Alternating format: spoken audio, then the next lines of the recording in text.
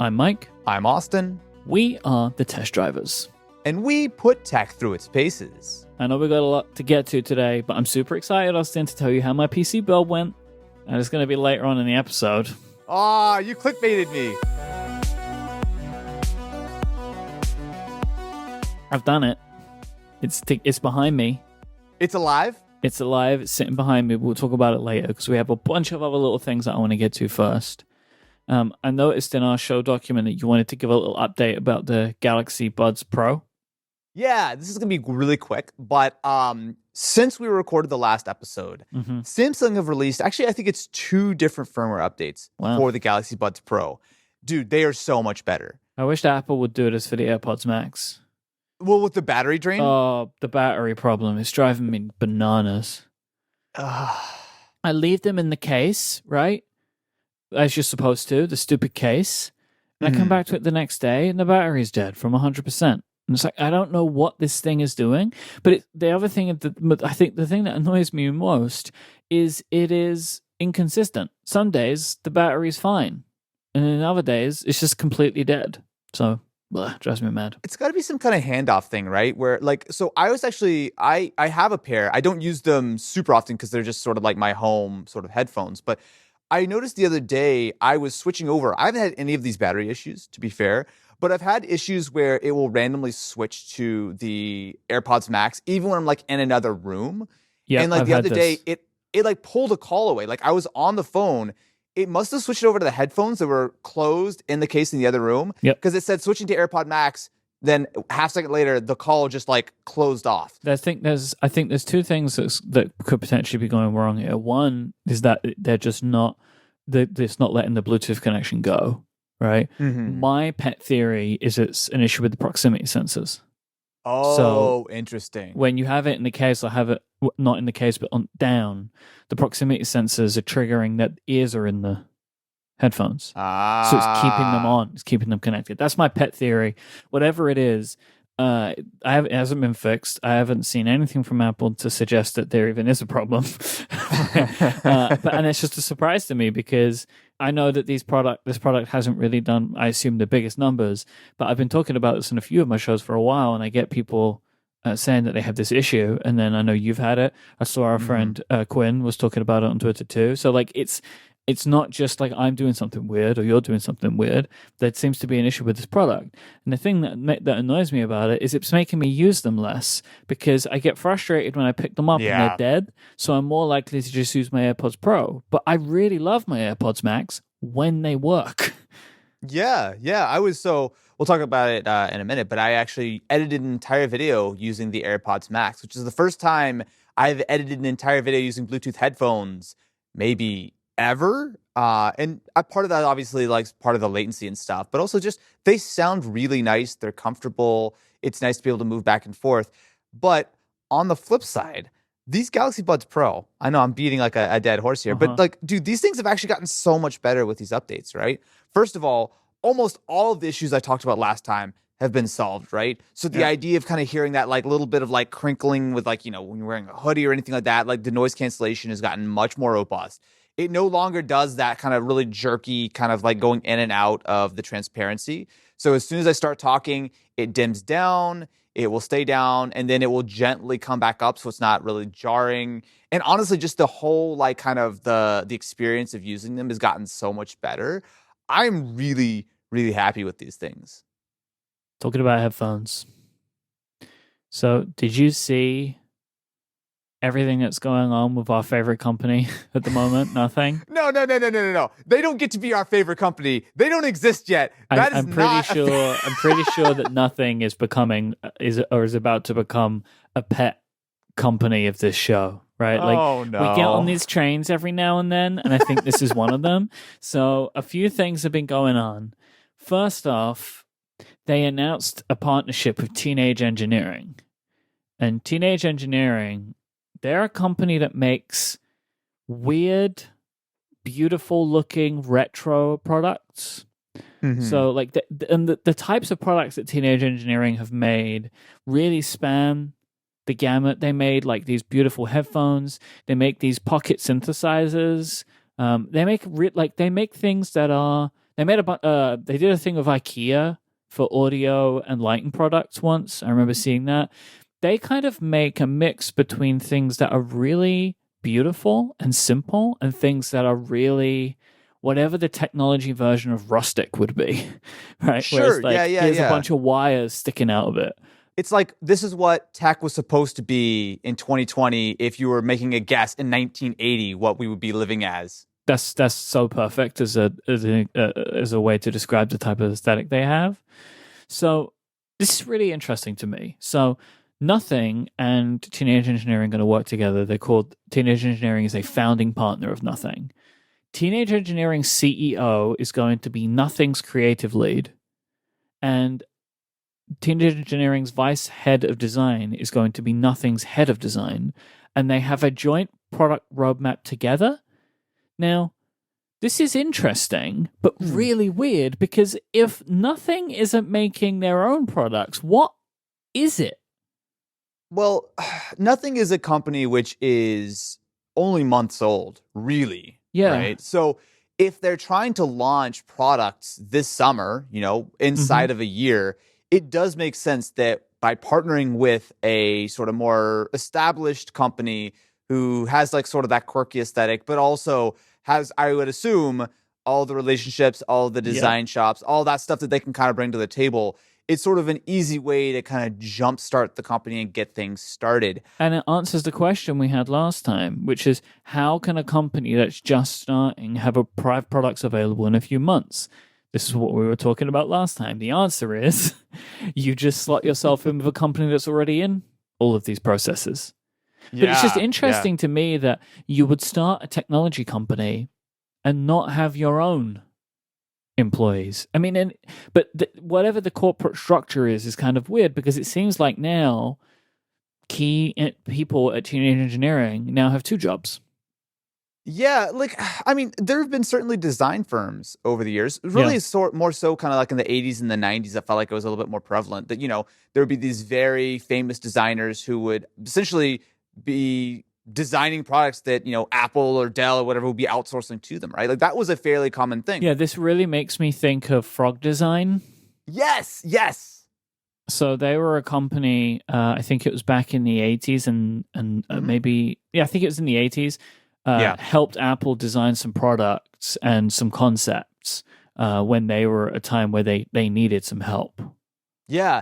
I mean, this is not like even like a tech industry thing necessarily, right? I mean, even in the car space, there have been these very famous designers like Untitled Design and Carmen. Like actually, there was this car, the Volkswagen Carmen Ghia, right? It was something that back when, in ye olden days when you would actually have like sort of manufacturers design the bodies and design the things sort of separate from the actual vehicles themselves, right? I mean, this stuff kind of goes back years, and it's reasonable, right? I don't know if the idea here is that Nothing and Teenage Engineering eventually merge or one buys the other. Like something happens there. It seems like kind of they're setting it up for if there's success here that it kind of becomes some Nothing conglomerate. But it's interesting. The problem, though, is that they've shown, Myke, they've not shown a product still. We're still talking about them, and they've shown a concept of something that's not gonna come out. Yep. Well, okay. So they seem to have released their first thing together from a visual perspective, and we knew that they were working on wireless earbuds as their first product. And this is a concept. It's just a couple of images of what is very clearly a wireless earbud, and it looks freaking cool, man. There's a few years age difference between us, but I think that we're both still at the age where I know when I was younger, there was a trend of electronics with see-through cases. Oh, yeah. And it's a thing that doesn't really exist today, like in mainstream electronics. This was like a big thing in video game hardware. Like I had an SNES controller that was see-through, and I friggin' loved that thing. Oh, yeah. The clear Game Boy, man? Yes. There was a bunch of that kind of stuff. And that's basically what they're calling Design Concept 1 is an earbud of a clear case. And they're saying that this isn't the final design, but it's the road that they're working on. The final design may sport similar elements like translucent construction. I think that this is we're working on something that's radically different. We want to see how people react to it, and then we might change course. But I would be surprised, honestly, if their first headphones look that much different to what we've seen today. Yeah. And like, if you think about the idea that you're a brand new brand, that, you know, your whole ethos is nothing, right? Something like going into that clear aesthetic is cool. And I mean, this is not something that is sort of revolutionary, not even like in the last few years, right? I mean, if you look at what Zach has done with Jerry-Rig Everything and D-Brand with the teardown skins and whatnot, there's already been kind of some seeds of this that was back in the OnePlus days, right? So there's certainly an appetite, and I would say I would be 100% down for more devices that kind of show off the inner workings, right? Some of these things are beautiful. And even a pair of headphones, which is admittedly a little bit more simple than something like a smartphone or whatever on the inside, still though, when you get into that look, it's nice. Now, whether or not a clear, like sort of plastic headphone, once it starts getting all gunky and dirty from being in your ears, looks as clean and as aesthetic as it will sort of from day one, I don't know. But I'm down with this idea.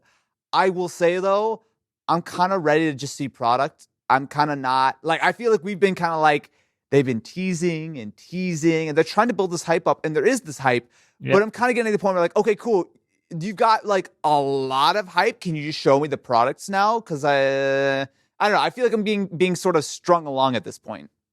I have this very strange feeling, which I don't really recall for other types of tech companies in a while, where I am both curious and dubious at the same time. Like, I really want to see what they're working on, but I also kind of don't believe in any of it, which is very strange, because it's like, all of the way that they're launching the company just seems weird to me. The idea that they're going to have products available soon is weird to me, but at the same time, there's a pedigree there now, and the pedigree is even more established now that they're working with Teenage Engineering. But I'm not sure they're going to be able to pull it off. But it's all very up in the air for me, this one. It feels like it's a hype machine that is obviously developing, for a brand new company, a ton of interest, which is ultimately, I mean, that's a huge part of what makes it successful. Yep. It'll probably be good. It'll probably be decent. My expectations are still fairly low. I just feel like they do need, if they're shipping something, I mean, let's not forget, I mean, they're aiming to ship these earbuds this summer, right? We're talking just a few months away. If they're still in the, like, we're trying to understand what the aesthetic of this thing will look like, or we haven't finished the design for something that should be going on sale in like 3 or 4 months. I mean, look, I'm sure that they're very talented with the supply chain and turning stuff around, but like, look, give me the product, okay? Let's not mess around here. I get that you're, I'm sure, working at light speed and stuff, but I want to see what it's all about. Yeah. I'm sure it'll be fine, but I do think a little bit about, like, they're not going to be able to keep this level of hype up if they drag it out for much longer, right? Like, I feel like we need to see the final design, the price, whatever features, like whatever their real pitch is, they need to put the cards on the table soon, because otherwise, I don't know, man. It starts to look a little bit suspicious that maybe we're not seeing this magical pair of earbuds in the next few months. You know, they're very much like leaning into the hype. And look, we are in an age of hype, right? Like, we're going to talk about NFTs in a bit. Like, hype is very much a thing right now. Like, it's driving a lot of pop culture. And like, so maybe they just lean into that and only make like 20 pairs available, because they won't be able to make them in time or whatever. What if you can only purchase the earbuds as an NFT? What if it's like 3 levels deep in the meta? That's how they make the money. You got to pay Teenage Engineering somehow. This episode of The Test Drivers is brought to you by Mint Mobile. After the year we've all been through, saving money is on our mind. If that's you, I mean, should be. We're all in that boat, I think. If you're still paying wild amounts of money every month for wireless, what are you doing? Switching to Mint Mobile is the easiest way to save this year. As the first company to sell premium wireless service online only, Mint Mobile lets you maximize your savings with plans starting at just $15 a month. For people looking for extra savings, Mint Mobile offers premium wireless for that incredible price of just $15 a month by going online only, eliminating the traditional costs of retail so they can pass those significant savings, directly onto you. All of their plans come with unlimited talk and text and high-speed data delivered on the nation's largest 5G network.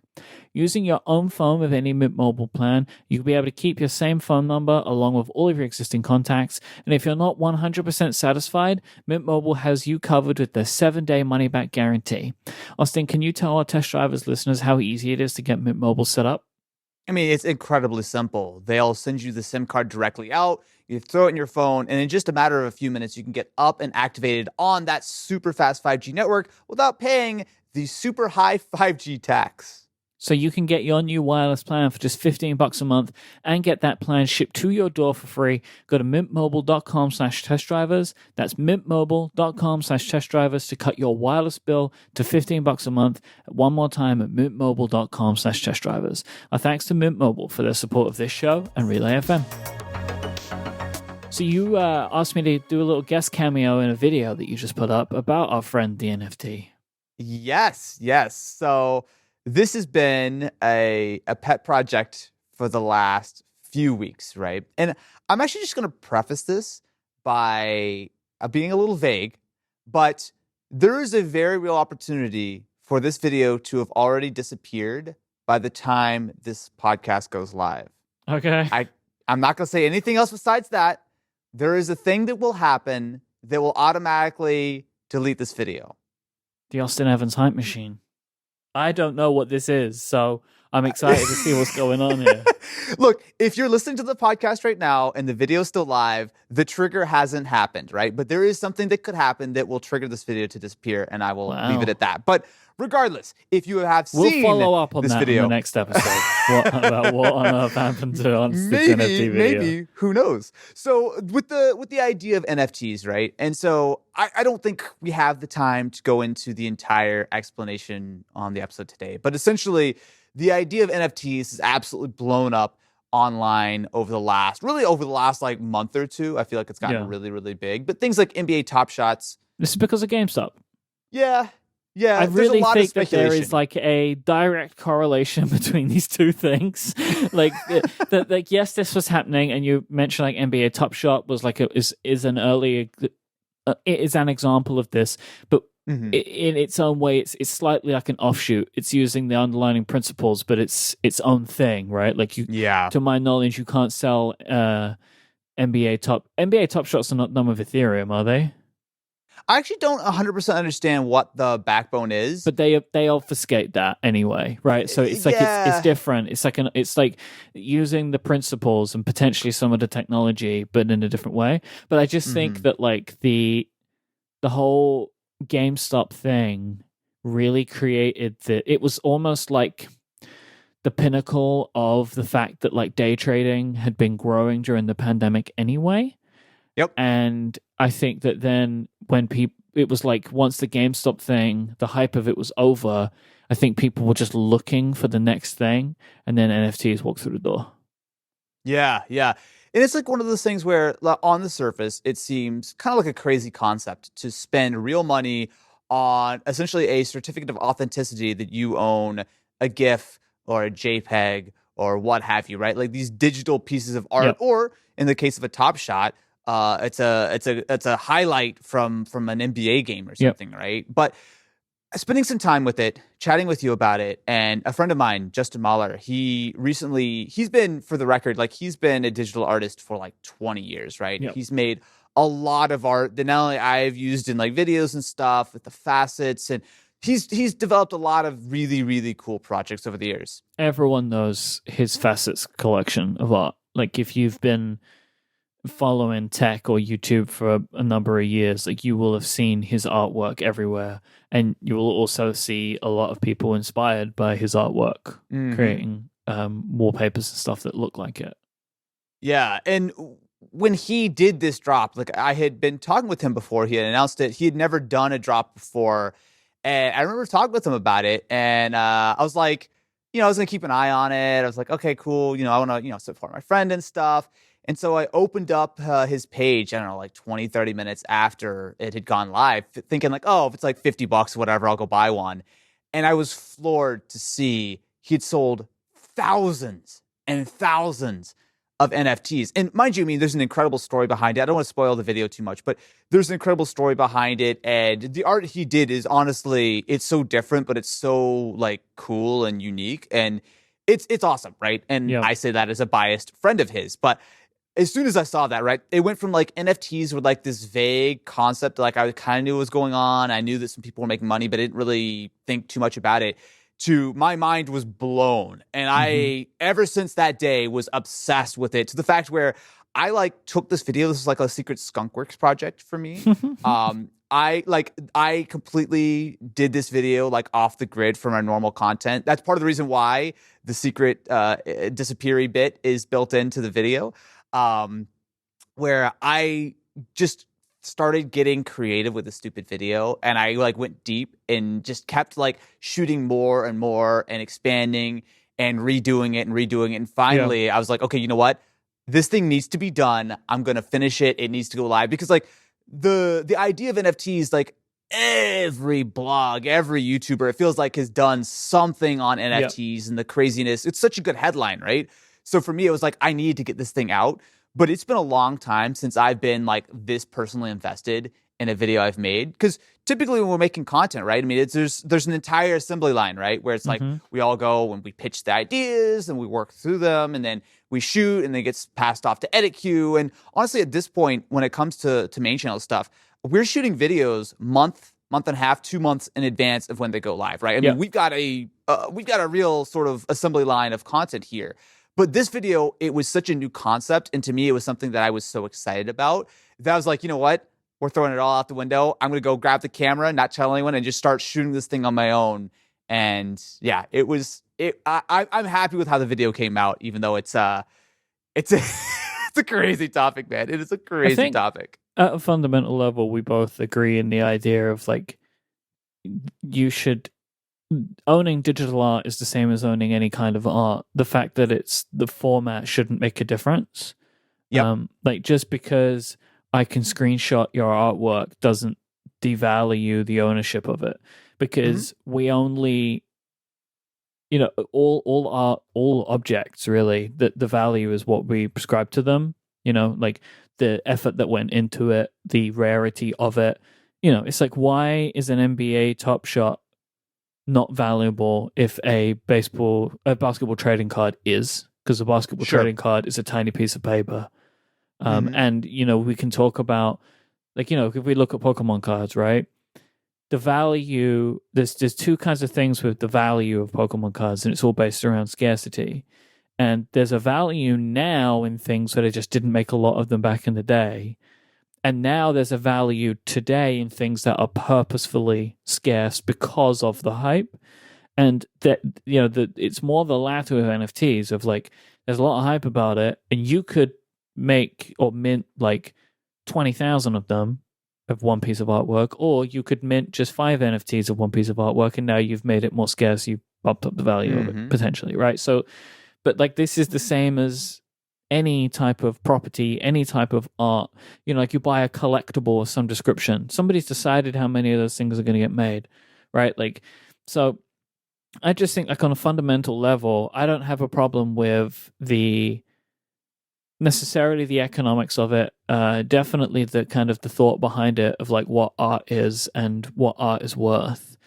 Of course, there is a cloud over this, which is the environmental impact of the mining involved. And my hope is that, if I believe that this is going to be a thing, like, we're definitely in a hype/fad right now, but it will calm down. And you made a really great point comparing it to Bitcoin, right? Of like, there was an initial just gold rush, and then it dipped, and now it's going back up again, but it definitely sometimes, not always, sometimes in a way that feels a little bit more sustainable, in the sense of like, people believe in this and it's going to be a thing. Again, when I say sustainable, I do not mean environmentally sustainable, because again, there are issues with all of this cryptocurrency stuff. Right. And my hope is that if this continues to become a thing in the world, these environmental factors will be addressed, because they'll have to be.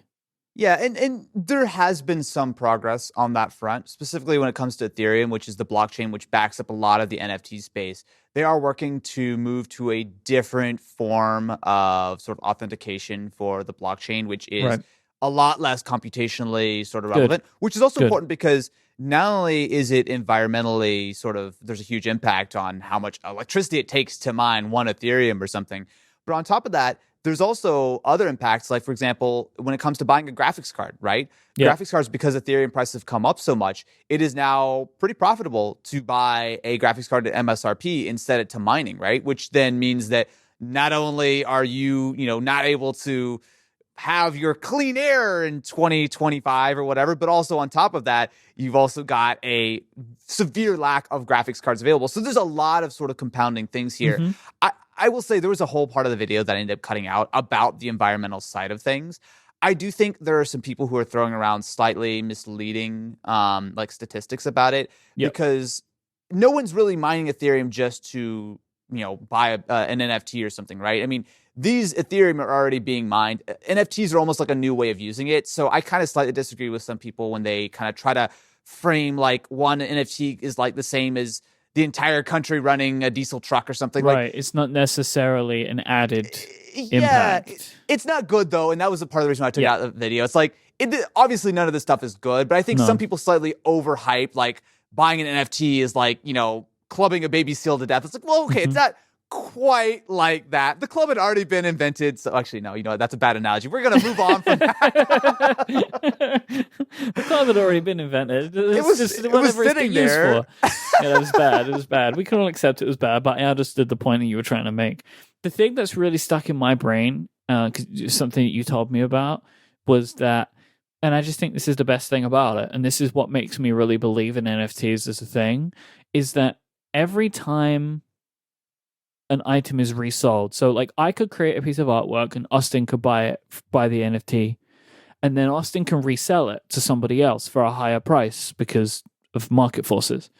But every time an NFT is resold, the original artist gets a cut of the sale. Yeah. And I just think that is so right and so fair that if the value of a piece of art continues to grow, the original artist should profit from that. That feels fair to me. And it's a thing that is built in. It's different platforms have different things, but essentially it's something that can be burned into that contract, right? And again, there was so much of this that I ended up leaving out of the video just because I didn't want it to be. Mm-hmm. Yeah. Like I was trying to make it very like easy to understand, because honestly, I was kind of understanding a lot of this sort of as I was sort of making the video, right? Mm-hmm. But you can essentially burn in a lot of different things to the contract when it comes to purchasing an NFT, which is in the blockchain, right? So forever, every time that is bought or sold, if you choose to, right? Not every platform does it, not every artist does it, but if you choose to, you can say, okay, 10% of the purchase of this Ethereum token is going to come back to me, the original artist, right? There are even crazier versions of this where if you want, you can say, set a limited edition of like, I'm going to make 5 of these NFTs. And if someone can buy all 5 and give them to me, I can burn them off and I can give you a true one-of-one limited edition. Like, there are a lot of interesting sort of things that you can do with this, because essentially you can sort of come up with a lot of pretty innovative concepts, burn it into that initial contract. And whether or not it actually ever happens remains to be seen. But you can have a lot of this stuff sort of built in that is essentially sort of there forever. So they're cool ideas. There's a lot of really interesting things. I do not think this is the last we've heard of the space. I do foresee a little bit of a bursting of the bubble at some point. I think. Oh, for sure. But that's fine. It's too hot. It's too hot right now. Yeah, it's totally fine, and that should happen because it's too elevated right now. But what will come out of it is hopefully a new way for digital and internet-focused artists to make a living, and I think that and I'm all for that. Like, I just hope that, as you say, the bubble bursts because it needs to, because it's getting a little bit too much in some instances. And also I do think that it's really important that continued efforts are put on the environmental factors of it, just because we don't need to keep adding new things to this planet like we're struggling a little bit on resources. So it would be great if we could find ways, considering this is all done by computers, to like just chill it out a little bit. Yeah, I feel relatively good about that long term. I think that things will get better over Yeah. time between Yeah. like the Ethereum blockchain, sort of the advancements they're making there, and also just the idea of computing getting less and less resource intensive. Obviously, we'll have to see. Right now, I do think it's in a fairly bad place, but I don't think you can really blame that on NFTs. I think that's just sort of it's the That's same thing if just you buy crypto. a Bitcoin, right? Yeah. Yeah, exactly. Like the actual form of what you hold that crypto in is not entirely relevant because it needs to be mined one way or another. So there's a lot there, but for me, it's been a really interesting journey, and I can't wait for the Myke Hurley one of one limited edition beard art to drop because I will be first in line to buy that. It's a good selfie. It's just my best selfie. There's one thing we need to talk about from your video, though. Oh, okay. Your Pokemon card collection. Oh, What? buddy. What Pokemon card? It keeps getting bigger, huh? We're going like 3 rows deep and high now on the boxes, the stacks on stacks on stacks that you've got going on. I have a question for you. I have a few questions for you, actually. I'm looking at a still of your video right now. Okay. Why are some of these boxes in boxes, like plastic boxes? What's going on here? So those are Elite Trainer boxes. Right. So I am attempting to collect most of the Elite Trainer boxes. I'm still missing some. Some are just wildly expensive. So they're actually cereal containers. So you actually clever. There's a Target here sells a cereal container. Here's a pro tip for anyone who collects Pokemon cards. Target sells a cereal container, which is, I swear, the exact dimension of an Elite Trainer box, and it is like a airtight seal because it's got like a little rubber gasket for keeping your cereal fresh. So I am doing that to stack up all of my sweet boxes. Also, it does a really nice job of making them nice and neat. You're not, the cardboard doesn't get a little like sort of tilted on one side. They stack. They properly stack, right? It's very nice. Yes. So that's what's going on with the boxes. So I'm looking at this now. So the Elite Trainer boxes, it's just like are these just boxes full of booster packs or are there other things inside? Yeah, Elite Trainer boxes have usually 8 to 10 booster packs. They also have a couple of other things. They have sleeves. Some of them have promo cards, a couple of random bits and bobs. But yeah, it's primarily just sealed booster packs that are inside the Elite Trainer boxes. Your plan here you just want to hold these? Like you're buying them to hold them? For now, I like the idea of trying to have a collection of at least one unopened of most of the Elite Trainer boxes. It's a little bit more attainable than trying to like collect like one of every booster box. I mean, unless you're Logan Paul, that's not particularly feasible. Because these are like now, right? Like because a lot of the biggest hype in Pokemon cards is collecting the older cards, but these are current cards, right? Yeah. So all of the sealed product that I have right now is less than 6-7 years old, right? It's all the little bit more attainable stuff because I don't want my wife to yell at me and buy a first edition booster box or some stupidness from Logan Paul. Buddy, the fact that you've got that collection going on behind you and your wife isn't yelling at you, I think is a pretty decent. You've got a pretty decent thing going on anyway. I'll take a win when I can get one. Mm-hmm. OnePlus have an event coming up on March 23rd. They've announced it. It's they haven't really said a lot right now, but it seems like this is probably going to be what's what they're calling the OnePlus 9 series. So that's probably going to be what the OnePlus 9 and OnePlus 9 Pro, maybe. Probably. There's been some talk about maybe some light or like lower end OnePlus 9 that might join the rank as well. But yeah. It seems like that's where they're leaning. So they've really, really sort of hyped up the idea that they have partnered up with Hasselblad. Yeah. Now, okay. A lot of thoughts here.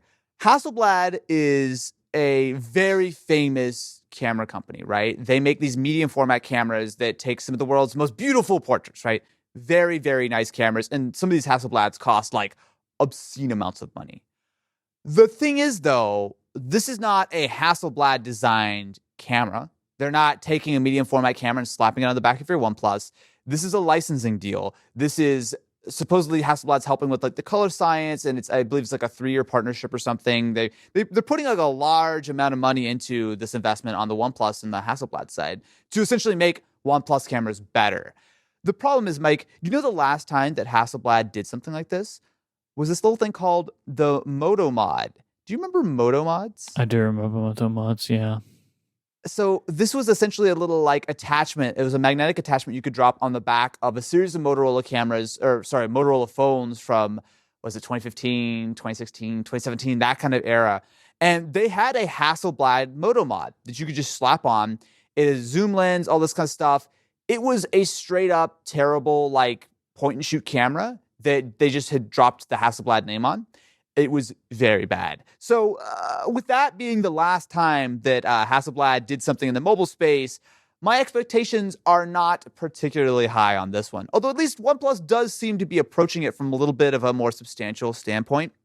You know, they've got the $150 million and the multiple years where it seems like this year the Hasselblad stuff is mostly limited to the color science and some of the back end things. But theoretically, with that kind of money behind it and with, you know, some, I'm sure, very smart Hasselblad engineers, the camera systems will make strides going forward. But it does seem a little bit more like a marketing thing and less like a, hey, we're just going to make our cameras better style thing. Well, you got to hope that they will have something, right? In the sense of the cameras being better. Like, I understand what you're saying, and I completely agree with you. But you've got to hope that at least, like, the partnership starts with the new camera being really good, even if Hasselblad isn't involved in the fact that the camera might be really good or not. You know? Yeah. So we're getting like bits and leaks, and a lot of this is probably going to be out of date by the time the episode goes live, because I feel like every 10 minutes they're dropping some other spec on Twitter. But the fundamental issue with OnePlus phones, and I wouldn't say it's a huge issue, but is that the cameras still aren't amazing, right? Like, they've got good hardware, they've generally become speaking. like passable to the point it feels like where, because the rest of the phone's so good, you're more likely to want to use it because you can get by with the camera, which wasn't the case before. It was like, if only the camera, right? But now it seems like maybe in the last year or two, they've been able to get the phones to the point where you feel like you can accept the camera not being the best now, because and everything else is so good, so you kind of let it go. Yeah. So, I mean, any steps forward are great. The problem is that, and this is actually the thing that when we talked about last time with the Xperia 5 Mark II that I was using, there's a very big gap between companies who've really invested heavily in computational photography. Think Google, think Samsung, think Apple. Yep. They have a really clear lead right now because so much of this is done. I mean, it's easy to say, oh, it's just software, but it's really complicated software. It takes years and years to develop these stacks and to really kind of integrate it well with the hardware that you're putting on these phones. It's hard, right? There's a lot that goes into this. And I know that OnePlus are working on it. And certainly, when you throw the word $150 million around as the idea of what their investment is, that sounds like a lot. But I don't know. Does Apple spend $500 million a year working on the iPhone camera? We have no idea, right? So it's hard to put a number like that in context, especially when you make such a big deal about the marketing side of it, and less so about, and obviously we haven't seen the event, so maybe they'll show us a bunch of stuff. But so far, it just seems like, hey, this is a Hasselblad camera, just the same way that Sony touts the Zeiss coating on their lenses or whatever, right? It's like, there's a lot of marketing speak here, which traditionally hasn't really meant much. If my mind is changed and suddenly this is a huge deal and the camera's way better, awesome.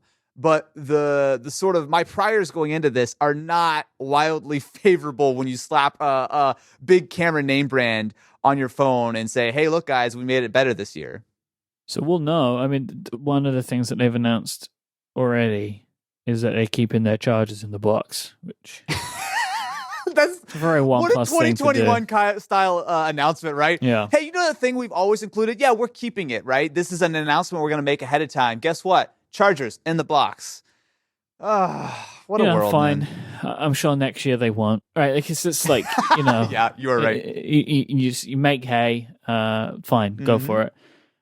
I will say, though, OnePlus chargers are, though, usually pretty good, right? They have those big beefy ones, right? Like the 30 watt. Warp charge. Yeah. So I'm more okay with the idea that they're keeping one of their legitimately best features included. It's more of a selling point for them, isn't it? I guess. Yeah, you're right. Like, than it would be for a company like Samsung. Like, one of the things. Oh, why do you get OnePlus? It charges super fast, right? Yeah. Like, that's the thing that they've done for a while. You expecting anything specific, like, or is there anything that, there are a bunch of rumors or whatever, but is there anything that you're expecting or anything that you think they need to do? I don't know. I mean, OnePlus going through 2020, we're in a good place, right? They had a really solid lineup of phones. I think they maybe have gone a little too hard on the low end, right, with some of the Nord stuff. But generally speaking, they're in a good place. The number one thing I would say going into this is the camera, which was a little bit of a weakness last year, especially when you look at how good like the S21 is, for example, or the iPhone 12. And so, I mean, it's certainly what they're talking about most. So I will say that seems promising. But outside of that, I mean, I'm mostly going to be curious just to see where they come down on price points, right? We know that the software is going to be good. We know they're going to have, these great displays. There's a lot of that kind of stuff that seems like a fairly, you can take that for granted, right? But I'm curious to see what they do on the price side of things, because we've seen, so not only Samsung kind of lower their prices to be a little bit more competitive. We've seen, obviously, the iPhone has still been, quote unquote, reasonably priced.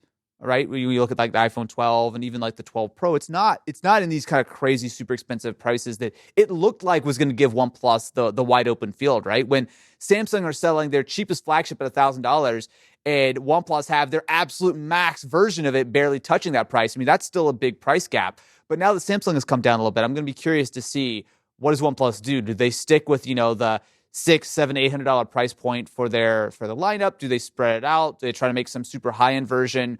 Or is it a thing where they still want to keep that slight discount compared to the Samsungs and the Apples of the world, and maybe they lower their prices in exchange? That's going to be the main thing that I want to see with this.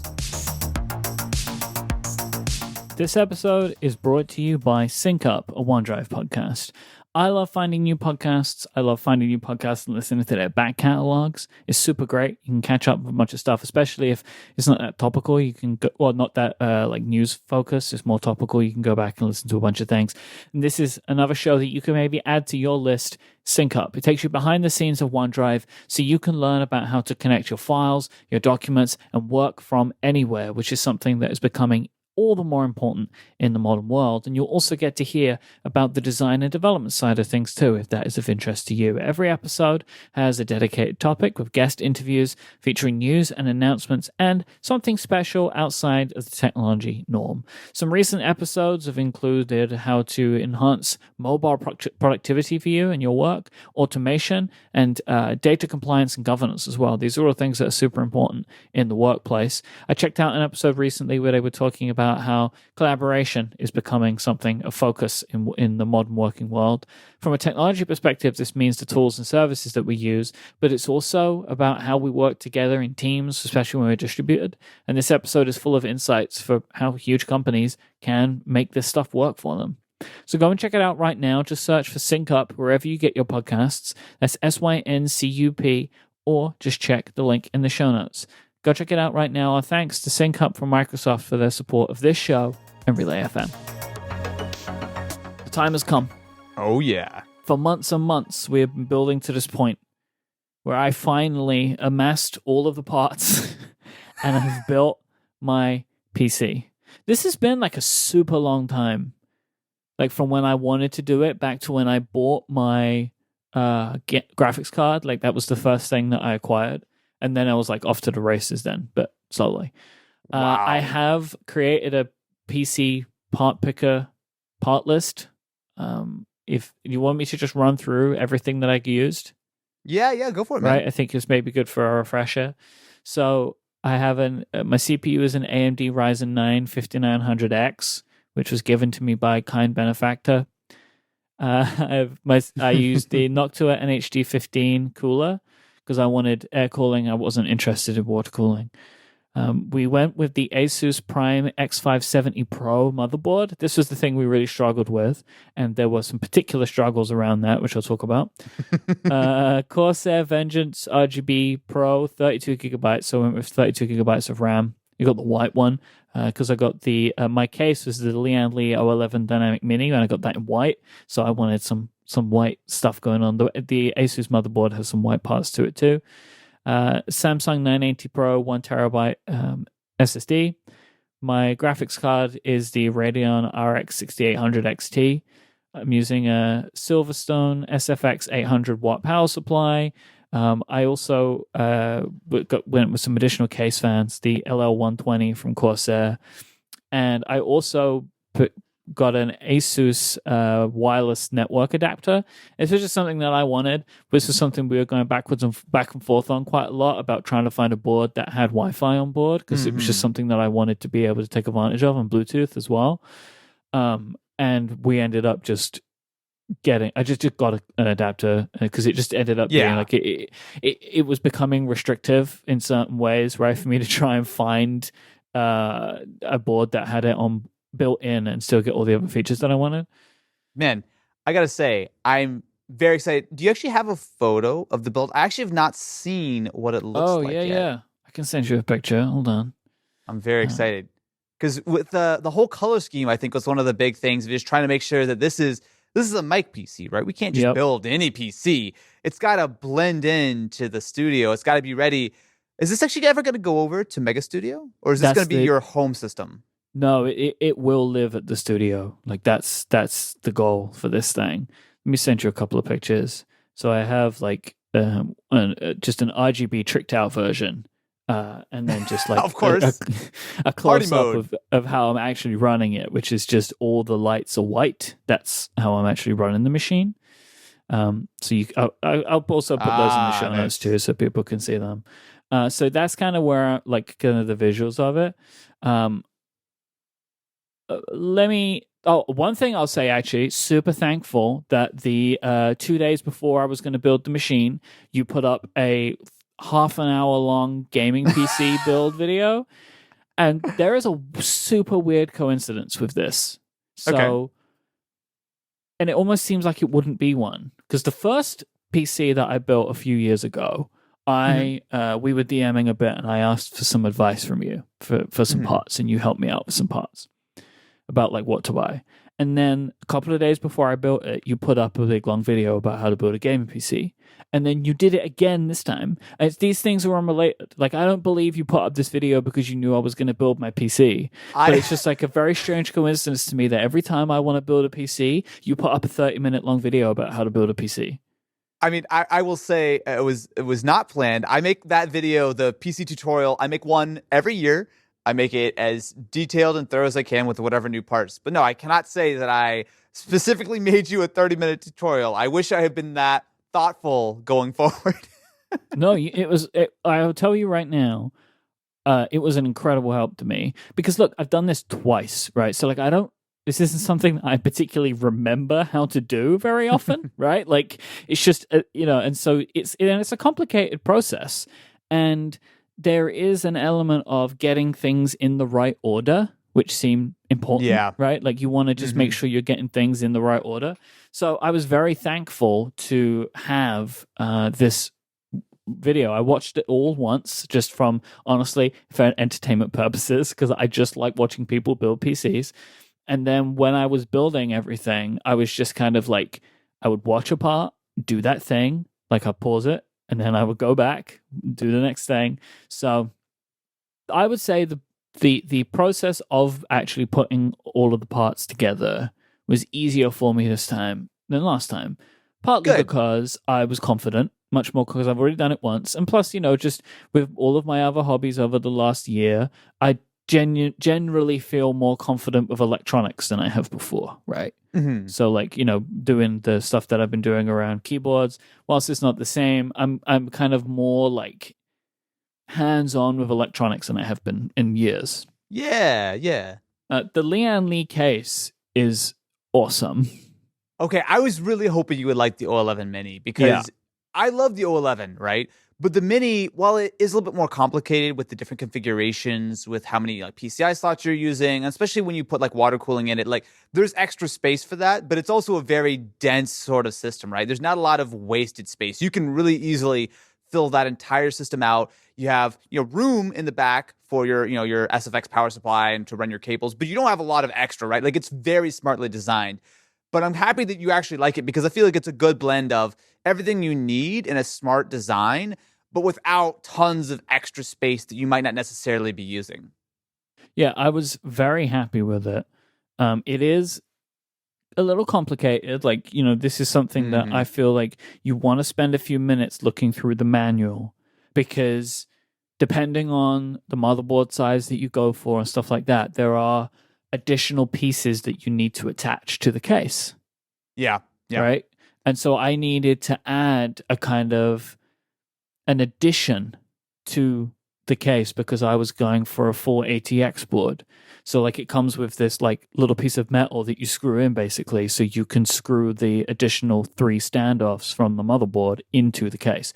Otherwise, you'd only be using 2/3 of the standoffs, which probably isn't a good idea.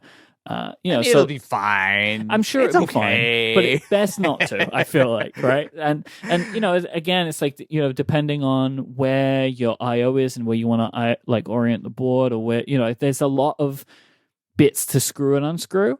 But I really like how easy it is to get into. The inbuilt kind of cable management stuff is awesome. It's really nice, right? It's very cleverly done. Like I did not have to do a lot of work to get the cables hidden. Like even things like there's a bunch of stuff you have to plug into the board. I think it's like, I'm trying to remember this now. Sort of stuff at the bottom, panel? Like the USB controller, the front panel controllers and stuff. It all goes into the bottom of the motherboard, and they have this large cutout where you can thread those things through from the back to the front to keep those cables out of the way. Just like little things like that I really liked. It had like built-in Velcro ties and stuff like that. Yeah, right? I love that. Like all of that stuff is really cleverly done, and I appreciated it because I don't really want to spend a ton of time cable managing. My cable management is mostly fine. I have some stuff that I want to correct. Like I really hate the cable that came from my power supply that I'm using for my graphics card. Like it's so bad. Yeah. Well, you can fix that though if you go for some extensions, right? So we've been doing these more and more in builds recently. It's literally exactly what it sounds like, right? You plug in an extension from the cable coming out of your power supply, and then generally speaking, they're individually like sleeved, right? So instead of having like that kind of like the black little brick of cables, instead you'll have the individual ones, and you'll just use the little combs to kind of like make sure they're nice and neat. But honestly, once you get your PC built, I mean, you can do that at any point. I mean, take like an hour or so, replug some cables in, and you can sort of clean that up, and you can even go with like a different color if you'd like. So that's not a really difficult mod to do to your PC. No, and I didn't know that they were extensions, but I knew that there were more like purpose-made cables for these new graphics cards in a way, because they are it seems like they're requiring different things now than they have in the past from a power perspective. So yeah, this is something that's like it's on my list to do because I'm still adding to it. Like today, I'm going to be adding a capture card into the machine. So I'm still kind of tweaking. I have a story for you though, and you have a basic idea of the story because I needed your help a little bit, but you haven't got the full experience of this story. So okay, I put the whole thing together, right, and it went really great. Like I was confident, everything fit. Like I wasn't dealing with any like strange like parts or whatever. I put it all together. I hadn't done the cable management yet, but put it all together. I wanted to make sure I could post it, right? So, got everything hooked up, turn the machine on, and it brings up the Asus logo, and it didn't go through to the BIOS. But there was a little message on the bottom of the screen, and it's like, just press this, like delete or F2 or whatever to go in the BIOS. So plug in a keyboard, doesn't work. I plug in another keyboard. Luckily, I have a lot of keyboards. And I was just like trying a bunch of stuff, and I even like dug out this old like crappy Razer membrane keyboard that I got ages ago because I was like, are my keyboards, like my fancy weird keyboards, doing something strange where it can't register the keys? Wasn't working, right? And so basically, what had occurred here was something that we were concerned about, is that some motherboards need to have their BIOS updated to work with the more recent AMD processors, right? Yep. They will work with old versions of the processors, but not the most recent ones. Some motherboards have a feature on them to allow you to flash a new BIOS onto it. With just USB, yeah. Yeah. This one didn't. I honestly don't understand why because as well, it's like, other Asus motherboards have this feature to flash them with a USB. I don't understand why they don't all have this feature if it's a feature which obviously is needed, otherwise they wouldn't have made it. It's very strange. This is a very strange thing to me, because the way I fixed this, jumping ahead, is I have a 3 series Ryzen processor in my old PC. So I was able to take that out, put it in, post it, then do a BIOS update. Then I could take the old processor out, put the new processor in, and I was good to go. But if you don't have an old PC to do this with, you're kind of stuck, and there's no way of knowing you're going to have this problem until you've built it. Because some motherboards ship with the new BIOS on, some don't. You don't know what you're going to get. So that was one of the main fears I had when we were picking out boards, because with Ryzen 5000, you have the correct motherboard, right? That motherboard is 100% compatible, but there's, like you said, there's no way of knowing, short of, I guess, if you know what the serial number like is or whatever. But as far as I know, there's no easy way of knowing if the board is already updated to work. Generally speaking, since Ryzen 5000 is like 5 months old at this point, most boards I've used over the last few months have already come right out of the box ready to go. Now, if you have this issue and you're not fortunate like you were to actually have an older processor that you could flash, AMD actually will loan you a processor. I've never done this before, but I've heard stories where essentially you just contact AMD, say, hey, I've got a problem. And as far as I know, they'll send you out like basically like a mostly dead chip that you really can't use for anything beyond just updating the BIOS. You take the chip out and you put your new CPU in, which is less than ideal. There's a lot of like AMD like to try to support their sort of boards for long periods of time. They haven't really changed their socket. Like, there are advantages to this setup, right? Where you could easily have bought a board, I don't know, 3 years ago or something, and you could be just swapping the new stuff in. Sure. But I agree. I feel like there should be more clarity when it comes to purchasing the motherboard, whether or not it is compatible. And it shouldn't just be well, put it together and cross your fingers. And if not, well, good luck trying to get it working. Yeah, it's like, I think it's great that they offer that support, right? That they'll send you one, but kind of sucks when you spent the whole day putting your PC together and you're excited about it. And then you're like, oh, well, I guess that doesn't work then, right? And I'll just contact their support, and I'm sure that will resolve itself very quickly. You know, but you had a little bit of a weird thing happen. Most of the time when I've had this kind of issue, you actually had multiple weird things happen. But usually when this kind of thing happens, it just doesn't do anything, right? It won't even get to a screen. Nothing pops up. That was why when you initially had texted me the photo, I was like, well, wait, that looks normal, right? When you get to that screen, normally you just light it up, right? But because you weren't getting USB to show up, that's not what usually happens. Yeah, that would seem to be my main issue, is that USB wasn't working. And like, so that would seem to be that was a concern, because it was like, well, it might not be the problem. We might have a whole different problem that we haven't worked out yet, because the machine turns on, everything turns on, just no USB ports were registering, either regular USB or USB-C. I tried all of it and none of it was working. So the next step was, well, I need to grab the old CPU. So I took my old machine apart. I was using the stock cooler that came with the CPU. I unclipped it. I took off the CPU, and the processor came with it. Wait, so when you pick up the cooler, it just all came up as one? The whole thing just came up as one, which I initially registered as a not ideal situation. I don't know if I'd used too much thermal paste. I don't know what the deal was, but that was the issue. It was the thermal paste had basically bonded the CPU to the cooler. Oh boy. So, look, I wasn't able to use the release arm. The pin's bent on the CPU. It's the worst case. I had basically an entire row of pins were not aligned. Oh, it was a whole row? Basically a whole row, yeah. Oh. Because it was like half of one row and then half of another, kind of like in a corner pattern.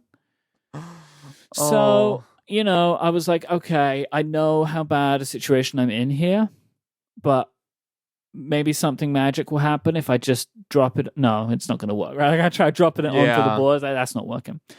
So I was like, okay, well, what I have here is time. I have good tweezers. I am going to try and bend these pins back into place. No, for everyone who's listening, right? If you've never built a PC, that might not sound particularly crazy. But just take a second. Google CPU pins, right? Yep. These things are tiny. On the back of a CPU, there can be thousands of these little pins. They're tiny, they're not very tall, and they're incredibly small when it comes to how much space you have to put a pair of tweezers in and try to do this. I have never, in all the years of building PCs, I have never successfully fixed bent pins. Not to say that it's happened to me all that often, thankfully, but I have never been able to, once these pens are kind of like broken over, bent or snap or whatever, that's it. That's a wrap for when I've actually done this before. So I'm guessing this was successful. Yeah, what we have learned today is that between the two of us, I am now the better PC builder because I think that checks out. That checks out. I Okay. spent a lot of time very careful because I knew if I break any of these, I'm done. Right? Yeah. So I turned on my Elgato key light. I needed a bunch of light, right? Because it was very hard to see this stuff. And I'm just carefully just trying to bend them all back into at least what I was attempting. Like I knew I wasn't going to align them, right? All I needed to do was get them close enough that when I put them into the socket would do the rest of the work for me, right? Yep. So like I need to get this like 95% of the way because the CPU socket is just a bunch of holes for these pins. So I just have to get it close enough that if I just put a little pressure, it's going to bend it all into place, which it did.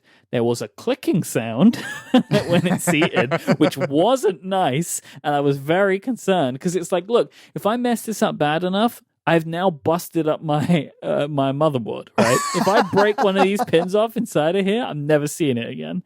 But I put it all together, and then it was like I was trying to cut some corners, right? So I put it all together, I turned it on, I hadn't put the CPU cooler on. Oh, okay. All right. Right? Because I was just like, I just want to see if this thing posts. I know I'm not going to be able to do anything here. Yeah. But it just like it turned on, it came off for a second, died. Right? I was like, okay, let me spend the actual time here. So I because I used the Noctua cooler, which is very cool, but it is very involved to put on. Yep. Right? And it's not easy to put on because you got all these like sharp pieces of metal and you're trying to screw it in, and you just like I like cut my knuckles so much that day. Yeah. Right? It's like because I took that cooler on and off like 2 or 3 times by the end. Oh, why didn't you use your old stock cooler? Just clean up the thermal paste. It's so much easier.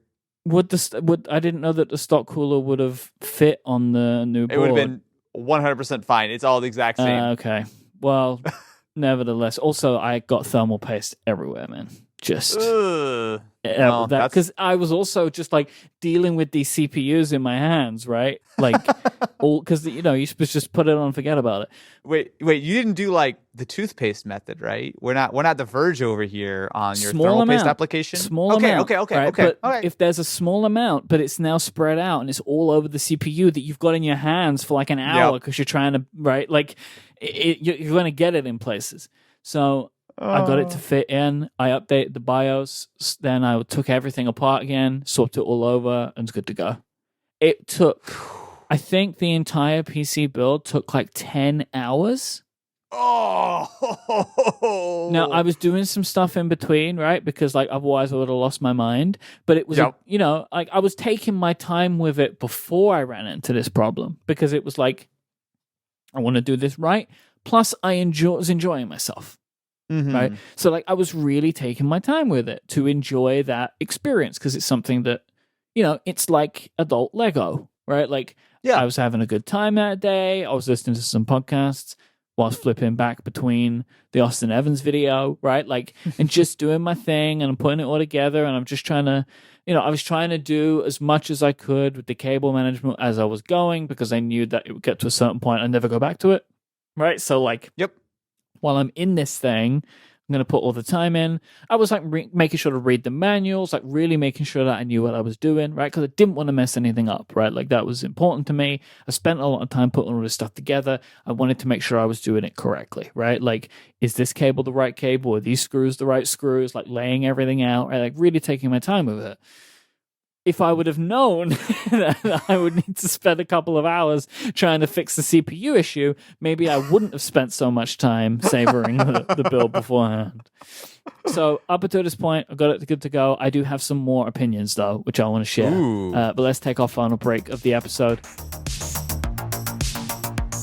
I want to thank Pingdom for their support of this week's episode of The Test Drivers. Today's internet users expect a fast and reliable website experience, no matter how good your content or how effective your marketing.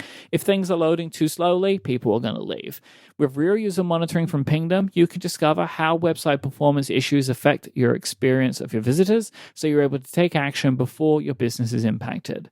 How people experience your website will differ depending on the browser they're using, the device they have, and what platforms. So you want to identify how people are visiting your site and how that experience will be for them, so you're able to make the best optimizations that are actually informed with data, making sure that you can deliver a great experience to those who matter most to you. Real user monitoring is an event-based solution, so it is built for scalability, so you can monitor millions of page views without compromising your data or breaking the bank in the process. Get live visitor insights today with real user monitoring from Pingdom. Go to pingdom.com/relayfm to get a 30-day free trial with no credit card required, and use the code TESTDRIVERS when you sign up, and you'll get a 30% discount on your first invoice. Our thanks to Pingdom from SolarWinds for their support of this show and Relay FM. So, Myke, how did the PC? It's alive? It's working. It's alive. Are you happy? I've been using it for a couple of weeks. It took a long time to get everything set up. Like, Windows is so weird sometimes. Sure. You know, like I'm getting errors all over the place trying to like fix things and installing drivers and all that kind of stuff. Mm-hmm. And then like I ran into this super weird issue where I was opening the Windows App Store to download some apps, right? And it's saying I can't install these apps. Right, and like one of these apps is like the Xbox app. I'm like, why? Why can't you install these apps?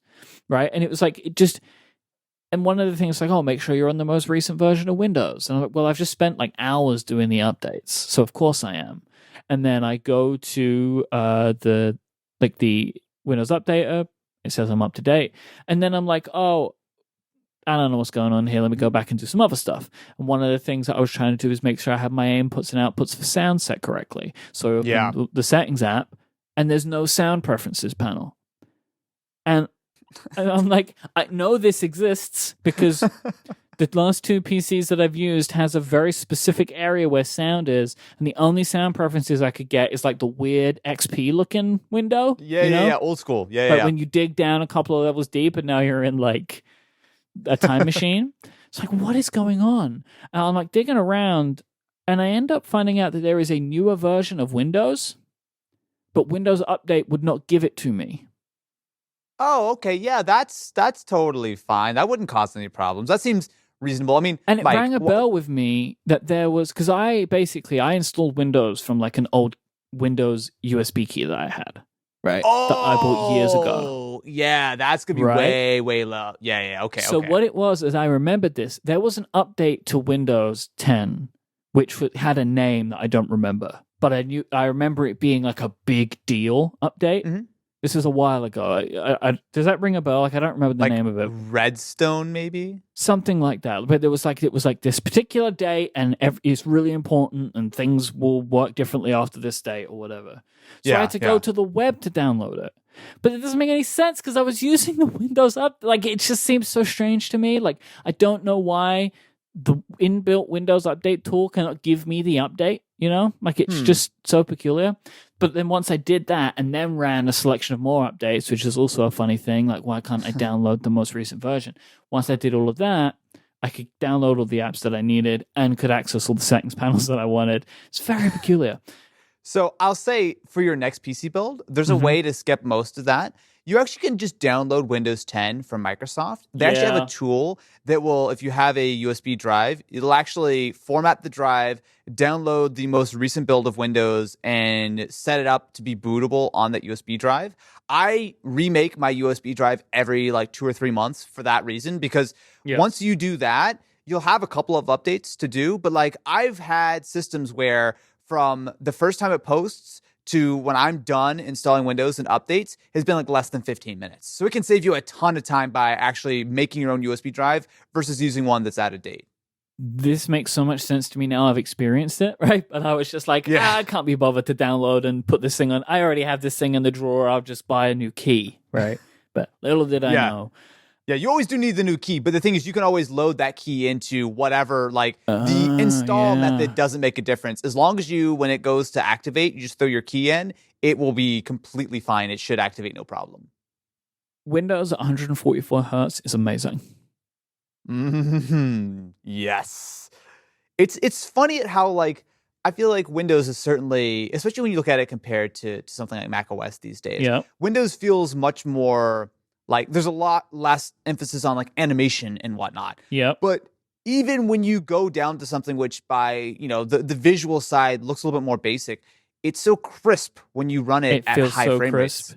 So like I have one monitor, my LG monitor in it, and I have my Mac hooked up to it via HDMI, and then I have the PC hooked up to it by DisplayPort, which doesn't help the Mac in this because I can't run it at like Retina resolution, which I'm fine with. Like, it's like, whatever, I can just deal with it. Like, the screen is good, the monitor's great, it does the job. The text is a little blurrier than it would be otherwise if I was using like a 4K monitor or something.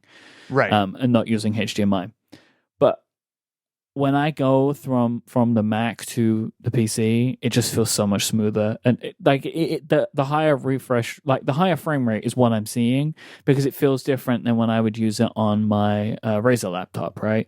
But that 144 hertz, it feels so good. Like, it's so smooth feeling. And also, I mean, again, helped by the fact that this PC is so much more responsive than what I've been used to. Like, it is handling everything. Like, I was playing Flight Sim on it.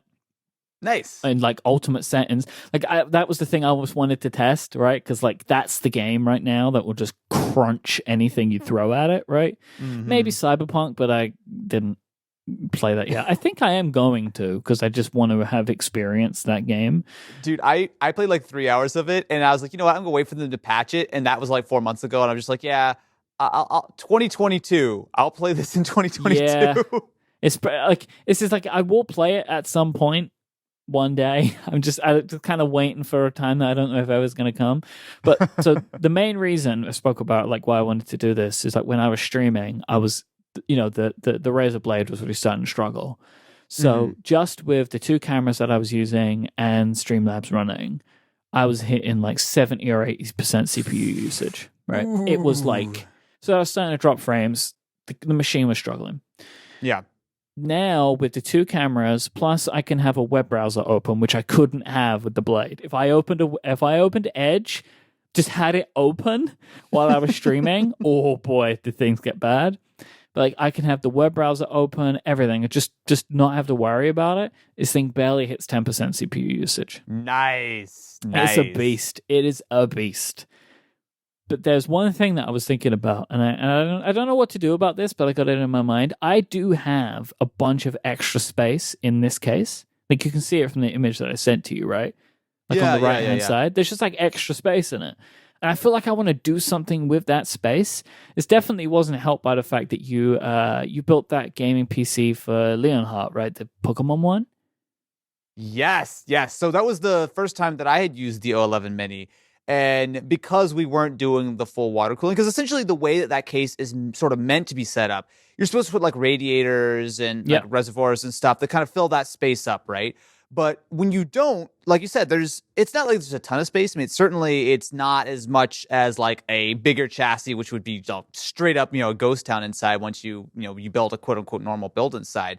But yeah, there's certainly a decent amount of space on the bottom. For the Leonhardt build, we built a little like diorama, or specifically Wes built a little diorama with all the animations and the Squirtle and oh no. He did that part. I do not do the model building. That is well outside of my skill set. But what are you thinking? You want to put like a keyboard little like area down on the bottom? You want to like just load it up with like extra keycaps you just pulled out? I was thinking something like that. Like, I don't know what, but I feel like considering this machine for me right now is so like purpose focused around this content creation piece and like the streaming, and it's all keyboard related, like maybe. Plus, I would like to at some point, like when I'm back in the studio, I want to try and have a setup where you can see the PC while I'm streaming, because I just think it looks cool, and I want to have it as like in the shot with me. So maybe if I work out a way to do that, like I would then maybe want to dress up the PC in some way. But like that build was so good that you did for the Pokemon thing. Oh my god, it was so good, man. I loved it. That was a great video. Plus, like Leonhardt is just so heartwarming as an individual. He's like the nicest guy ever. Yeah. He is so nice. And in fact, he's actually using that build for streaming as well. That's his whole kind of plan, because he wasn't able to really do streaming on his previous system. So I'm happy that these 011 mini builds all over the place are just helping enable streaming. I'm excited though, Myke. I mean, so you've been streaming, everything has been, you haven't had dropped frames, like nothing. Is there anything that you want to change about the system, I guess, besides the cable extensions to clean up the actual aesthetic too much? Like, do you feel good about the configuration and the parts that we ended up going with? Yeah, I'm really pleased with it. Like, what I wanted was that feeling, which I'm having it now, is like the feeling when I first built a gaming PC like years ago, because I had pretty good specs in that machine then. It's ancient now, really. But like where it just felt like whatever I wanted to do, it could handle. Like, and that when you are building like a machine that's got good specs in it, it's like you want to play any games, like no problem. That's where I feel with this machine right now. No matter what I'm throwing at it, it's just handling it. It has no issue. I love the size of this machine too. Like, it's nice and compact. So yeah, as my needs grow, once I'm back in my studio again, I might want to make some tweaks. But just to the basic hardware that I got going on in there right now, I'm super happy with it. I love it. Man, I am so happy. I feel like you're right. Like at the beginning of the episode, you had mentioned like, this has been a long time coming. I feel like we're like, what, 4 months into this build as you've been working on like trying to find parts, and because you were talking about this like before Ryzen 5000 and that 6800 XT even had come out. Yep, this was all before any of the new graphics cards came out. I was just waiting, like, to try and pick up something, and I was lucky I got any of them, to be honest. Dude, no kidding, man. It's gotten worse, not better, since you started building this system.